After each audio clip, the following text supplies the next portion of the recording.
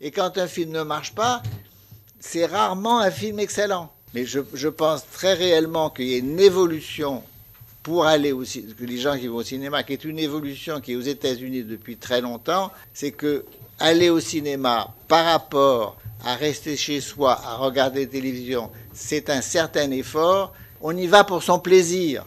Voilà, même si quel que soit le film qu'on va voir. La société de cinéma, de salle qui marche le mieux en France, c'est nous. Voilà.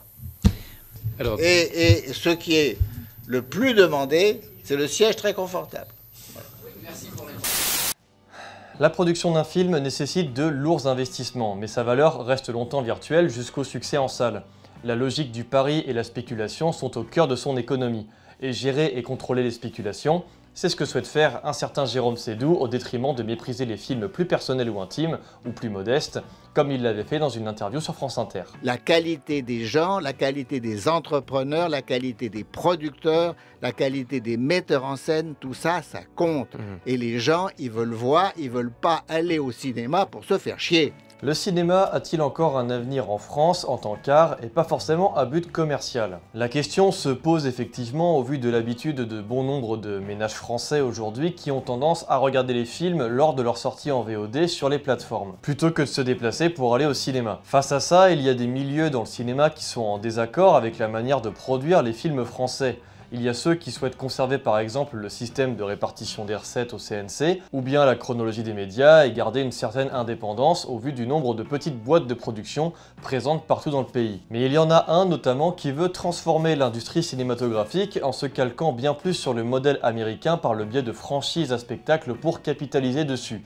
Et cet homme, c'est Jérôme Sédou, grand-père de la Léa qu'on connaît tous, et qui est actuellement le directeur de Pathé Film. Donc revenons un peu historiquement sur l'enseigne. Pathé représente diverses entreprises françaises de l'industrie cinématographique qui parviennent à couvrir presque toutes les étapes de production, avec la distribution avec Pathé Film et l'exploitation et la programmation de salles avec Pathé Cinéma. Son créateur se nomme Charles Pathé, qui à la fin des années 1890 reconnaît rapidement le potentiel financier du cinématographe et du phonographe créé et découvert il y a peu de temps. Et avec son frère du nom d'Émile, ils forment Pathé Frères en 1896 et dès le début des années 1900, l'entreprise est l'une des plus grandes sociétés de production au monde à disposer d'équipements cinématographiques. Le succès est donc retentissant et Pathé Frères devient une très grosse boîte de production et de distribution, mais une première crise financière due à un incendie du matériel va pousser les frères à s'allier avec des industriels pour redorer le blason et continuer de capitaliser toujours plus sur les rendements de la location de films en salle. Ce succès les rend très riches et c'est alors que Charles Pathé décide d'exporter les films vers les États-Unis. En 1904, 30 à 50% des films projetés là-bas sont distribués par Pathé. C'était un autre monde. Et là-bas, avec la ferme intention de continuer de s'enrichir,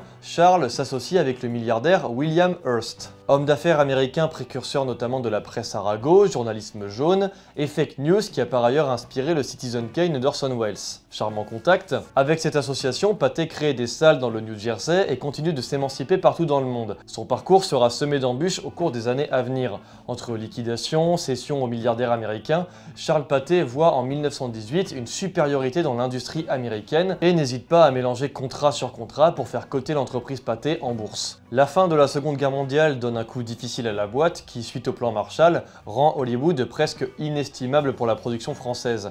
Et de là découle le soft power américain que l'on connaît depuis maintenant des années dans notre culture et dans nos cinémas. Les rachats et les négociations seront de mise. Dans les années 80 par exemple, Pathé décide de s'unir avec Gaumont, concurrent principal, pour une alliance de distribution sur 250 salles.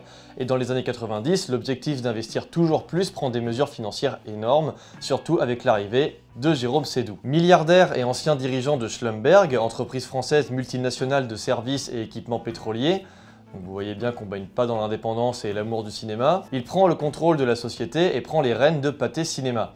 La production repart de plus belle à cette époque suite à un accord entre Sédou et Claude Berry, un réalisateur français qui avait sa propre boîte de production, qu'il fusionne avec Pathé. En juin 1999, Pathé fusionne notamment avec Vivendi, le groupe français des médias et de la communication, et en 2019, la société cherche aussi à entrer dans le capital d'EuropaCorp, la boîte de Luc Besson, dans l'objectif d'empêcher la faillite de ce dernier et ce n'est que très récemment que Jérôme Sédou a déclaré vouloir préparer Pathé à son introduction en bourse en 2024, dans l'objectif de développer toujours plus son capital, s'enrichir et réaliser de nouveaux investissements. Alors petite parenthèse, il faut évidemment faire la distinction avec les deux filiales de Pathé qui n'ont pas exactement le même fonctionnement. Pathé Film s'occupe principalement de produire et de distribuer, ce qui fait qu'ils sont souvent win-win lorsqu'ils financent un long métrage, car l'argent qu'ils donnent pour le film leur sera rendu par la distribution du projet, donc pas besoin de passer par des accords. Et il y a Pathé Cinéma, c'est tout simplement la filiale qui s'occupe des salles et de l'exploitation cinématographique.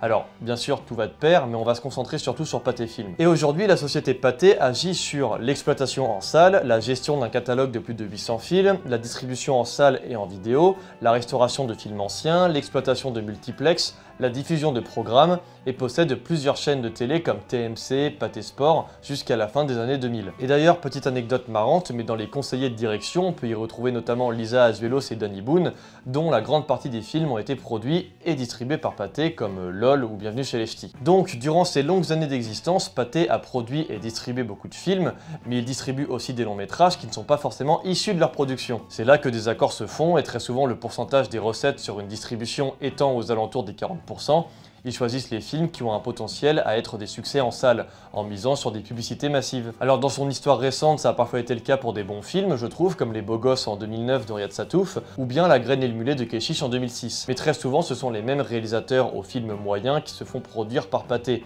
Patrice Lecomte, Jean-Jacques Hano, Fabien Ottoniente, Danny Boone, etc. Et depuis le milieu des années 2010, Pathé s'engouffre dans la surproduction de films à gros budget pour faire du chiffre. Ils ont notamment produit les nouvelles aventures d'Aladin et puis Aladdin, tous les campings, toutes les tuches ou bien les tout derniers films de Danny Boone. Ce qu'ils veulent, c'est qu'on leur offre du confort, des bons films et un bon moment. Et récemment, le dernier Astérix et aussi Les Trois Mousquetaires, réalisé par Martin Bourboulon, un réalisateur qui a par ailleurs toujours travaillé avec Pathé depuis ses débuts dans le cinéma. Dans cette histoire, on comprend très vite que Pathé souhaite imiter un modèle américain dans la manière de développer une entreprise pour faire plus de profit. En comprenant les rouages de l'industrie cinématographique et en choisissant de contrôler le plus possible les étapes de production, Pathé Gaumont dispose d'une sorte de puissance contrôlée partout dans les films qu'ils font. Et c'est la raison pour laquelle aujourd'hui, Jérôme Sédou souhaite créer plus de films à gros budget et de gros spectacles en France dans un objectif de ce qu'on peut appeler une franchisation. Son objectif était déjà clair dans les années 90 puisque c'est lui en partie qui a laissé le cinéma américain envahir toujours plus les salles de cinéma en décidant de prendre tout et n'importe quoi venant de là-bas au détriment d'un cinéma d'auteur français qui peinait à se faire une place et que les États-Unis ne récupéraient évidemment pas forcément. Le mode de fonctionnement du CNC et son autonomie financière ainsi que la culture cinéphile du pays et ses défenseurs font que la stabilité des productions de films plus modestes peuvent toujours être vues et produits. Et la chronologie des médias dont je vous ai déjà parlé permet de garder une certaine stabilité aux salles de cinéma. Mais quel est leur avenir et est-ce que Jérôme Sédou a raison quand il dit qu'il faut penser d'une autre manière en produisant moins de films mais plus coûteux et plus spectaculaires pour justifier un déplacement au cinéma? Loin de moi l'idée de questionner la qualité de tous ces films qui sortent dans cette vidéo, l'idée est plus de vous montrer où se dirige ce fameux cinéma-spectacle que Jérôme Sédou défend.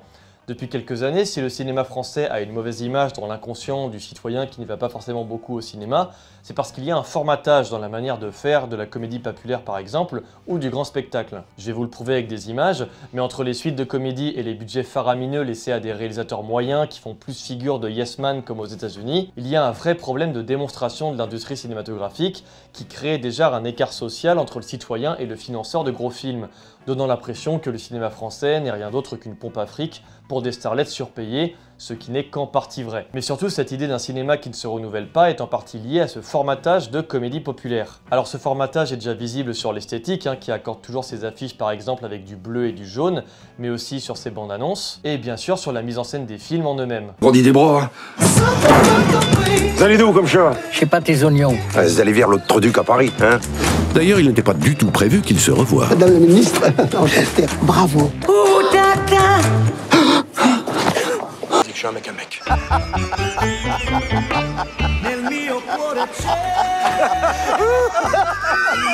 Ouais, mais on est obligé de se taper la musique de violon. Tu sais ce qu'ils te disent, les vieux? Ils t'emmerdent. Ouais, vous êtes mieux, vous, là? Quand c'est plus Justin Bieber, c'est One Direction. Hein, un coup, la casquette, elle est plate, un coup, elle est derrière. Yana. Incroyable. Mais c'est à la terre. C'est quoi l'urgence? Nous avons de la visite. Moi, Shahzaman, je suis venu en 1, prendre Bagdad, en 2, j'épouser ta femme. Répète ça, Rastaman. Vous demandez de l'aide à nous. C'est même pas toi qui y sera allé, hein. C'est Astérix et Obélix comme d'habitude. Mais l'idée fixe, il voyage plus que toi. Attends, ça il est fixe. Des bons films et un bon moment. Depuis le succès faramineux de Bienvenue chez les Ch'tis, les productions comiques de Pathé s'articulent souvent autour des mêmes postulats et des mêmes intrigues pour resservir la même soupe. Et nous étions choqués de savoir que ce type de comédie coûtait très cher, le dernier Astérix notamment qui a coûté 65 millions, mais les derniers films de Danny Boone comme La Ch'ti de famille en coûtent presque autant. C'est lunaire pour ce que ça propose. Mais comme aux États-Unis, ce budget est massivement placé dans le marketing et le nombre de salles qui le projettent. Et très souvent, ça marche. La Ch'ti de famille avait rapporté 49 millions d'euros pour 5,5 millions d'entrées en France par exemple. Et les quelques échecs de Pathé étant très souvent liés à des réalisateurs sûrement dépassés par l'envergure du projet et étant incapables de réellement faire une recette qui fonctionne, comme ça a pu être le cas en 2008 avec Astérix aux Jeux Olympiques, et même avec le dernier en date qui a fait 4,5 millions d'entrées contre les 6 prévus en France et qui a rapporté pour l'instant 35 millions d'euros dans le monde pour un budget de 65, donc c'est pas vraiment une réussite. Et là il y a eu un casting de réalisateurs. Donc une fois j'étais pris, une fois j'étais pas pris, une fois j'étais pris, puis à un moment j'aurais dit écoutez... Mais ne pouvaient se présenter parmi les réalisateurs que ceux qui remplissaient, qui cochaient certaines cases. Ouais, c'était assez fou en fait. Il fallait avoir gagné un César, avoir fait plus de 2 millions d'entrées, je crois, 3 millions d'entrées, avoir fait un film en langue anglaise, voilà. Et jouer au tennis. Voilà, et je joue au tennis, ouais. et au backgammon. La qualité des metteurs en scène, tout ça, ça compte. Donc pour varier avec ces comédies qui mine de rien trouvent quand même leur public, on se met à réfléchir à comment attirer un autre public. Jérôme Sédou prévoit donc de se lancer dans les films à franchise pour faire du cinéma une espèce de série sur grand écran, comme ce que fait Disney avec ses nombreux dérivés de la saga Marvel depuis quelques années, dans l'objectif déjà d'attirer les 40-50 ans qui aujourd'hui regardent beaucoup de séries, mais aussi les 18-30 ans en leur promettant de l'aventure et de l'action. Les Trois Mousquetaires en est plutôt un bon exemple puisque le projet a été donné à un réalisateur moyen mais qui travaille avec Pathé depuis ses débuts. Ses deux premières comédies, Papa ou Maman ainsi que FL, sont produites et distribuées par la société et il fut premier assistant réalisateur pour quelques autres films il y a des années de ça. Le film est aussi vendu et promu comme étant un blockbuster. Il fut décidé assez tard de séparer le film en deux pour instaurer cet effet de suite et la manière dont il est conçu ressemble beaucoup au blockbuster américain. Et d'ailleurs, petite précision, mais à l'instar de la saga Marvel, il y a une scène post-générique pour accentuer sur le cliffhanger à la fin du film. Et la suite suit son cours logique. Pathé distribue la prochaine comédie de Danny Boone le 19 avril prochain. La suite des Trois Mousquetaires sortira en fin d'année avec un budget similaire au premier aux alentours des 40 millions d'euros. Et la prochaine adaptation blockbuster de Dumas, Le Comte de Monte Cristo, dont on peut sentir d'ailleurs l'esthétique similaire comme volonté de créer un Dumas Universe, est prévue pour octobre 2024. Des projets donc sous forme de planning orchestrés sur des années dans le but de concurrencer le modèle américain. Alors ce formatage accompagne une philosophie du cinéma perçue comme unique but commercial. Alors c'est pas étonnant venant d'un vieillard milliardaire, mais cette idée s'ancre beaucoup aujourd'hui. Difficile pour des gens de se déplacer au cinéma pour aller voir des films d'auteur, car ils ne jugent plus forcément ça nécessaire maintenant que la VOD existe. Et ça s'est évidemment accentué depuis le Covid, toutes les stats le prouvent. Ils réservent leurs séances pour des films plus gros, et Pathé l'a bien compris, en proposant par exemple ces fameuses séances à 17 € dans leur multiplex énorme, là où des ciné plus indépendants, comme quelques salles locales ou la branche MK2 à Paris, propose des séances entre 4,50 € et 8 €. Je reviens rapidement sur la question du prix des places de Pathé. Ces places coûtent très cher car comme Sédou mise sur le confort pour attirer les gens, les salles de cinéma Pathé bénéficient de très grands couloirs, de grands choix de confiserie et de sièges apparemment très confortables et aussi de certaines séances ou semaines d'exclusivité sur un film. Mais après, la distribution continue cependant de proposer les plus grosses productions du moment. Cette semaine par exemple, si on regarde les séances du récent Pathé Parnasse qui propose des places à 18,50 € en tarif normal, on a Super Mario Bros, Les Trois Mousquetaires, Shazam 2, The Fabelmans et Everything Everywhere All at Once, et avec moins d'horaires, il y a des films plus petits comme Apache ou Bonne Conduite, mais leur sélection reste très en dessous de ce que d'autres ciné plus indépendants vont proposer. Mais voilà, on a beau constater tout ça et trouver ça pas terrible, Pathé a son public. Son chiffre d'affaires en 2021 s'estime à 107 millions d'euros, donc il y a réellement une clientèle, peut-être plus silencieuse, qui est prête à payer un sacré tarif pour bénéficier de cette sensation d'exclusivité que proposent les cinémas Pathé. À savoir, comme le dit Jérôme Sédou, une sensation très différente entre regarder un film chez soi et aller au cinéma, mais sans vraiment prendre en compte la qualité du film en tant que tel. Alors si, malgré ça, le reste du cinéma plus indépendant, moins cher, marche toujours très bien en parallèle, est-ce qu'à l'avenir, ça ne risque pas de créer un écart énorme déjà dans les budgets de films, comme c'est le cas aux États-Unis, mais aussi un écart toujours plus énorme entre les classes sociales qui décident d'aller au cinéma? Mais cet abus laisse transparaître aussi un cinéma complètement dépassé par les conditions de vie des citoyens, alors que du point de vue de l'inflation, les entrées de cinéma sont largement en dessous de toute la hausse de prix des dépenses principales des ménages français, que ce soit alimentaire, comme audiovisuel, donc les abonnements aux chaînes payantes, les télés, etc. Cet enjeu risque de coûter beaucoup plus cher aux films plus modestes qui essaient d'exister,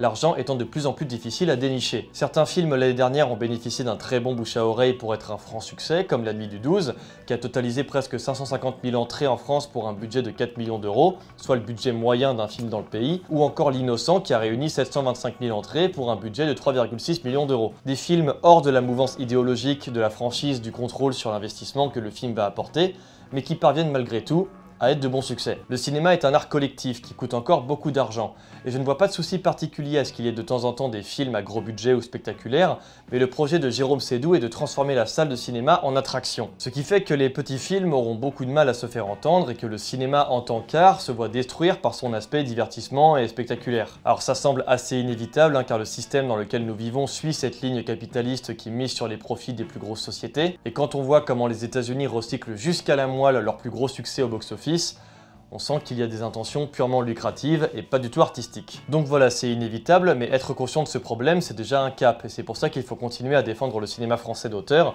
contre ces mastodontes qui cherchent à les noyer dans la publicité et les films formatés. Jérôme Sédou est un milliardaire dangereux pour le cinéma, car son pompage à l'américaine va très probablement finir par détruire la salle de cinéma en recyclant et cataloguant un planning, comme c'est d'ailleurs le cas là-bas aux États-Unis, où les salles se vident à cause des délais courts par exemple entre les séances et les dispos sur plateforme. Mais aussi évidemment l'intérêt décroissant pour les gens d'aller au cinéma. Le bilan de 2021 là-bas est assez symptomatique, les productions ne cessent d'affluer avec 943 films produits, y compris ceux par les plateformes.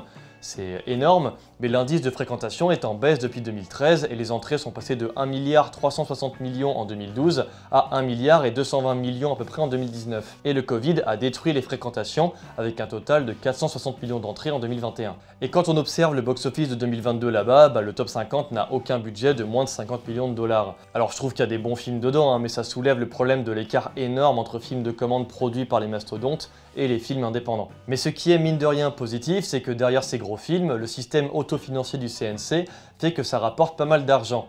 Et cet argent est par la suite utilisé pour produire des films un peu plus modestes. Mais le souci est que le CNC commence aussi à avoir des exigences sur le rendement d'un long métrage. Ils vont par exemple juger la qualité commerciale d'un scénario, il faut de plus en plus une histoire en 3 actes par exemple. Donc c'est à la fois difficile de critiquer pleinement le principe puisqu'il a un avantage pour l'instant sur les petites productions, mais la question est plus jusqu'où ira cette volonté de formater le cinéma en pur produit commercial de spectacle. Et il y a évidemment plein d'autres points positifs, c'est que comme le dit si bien lui-même d'ailleurs Monsieur Sédou, la France n'a pas que le pâté.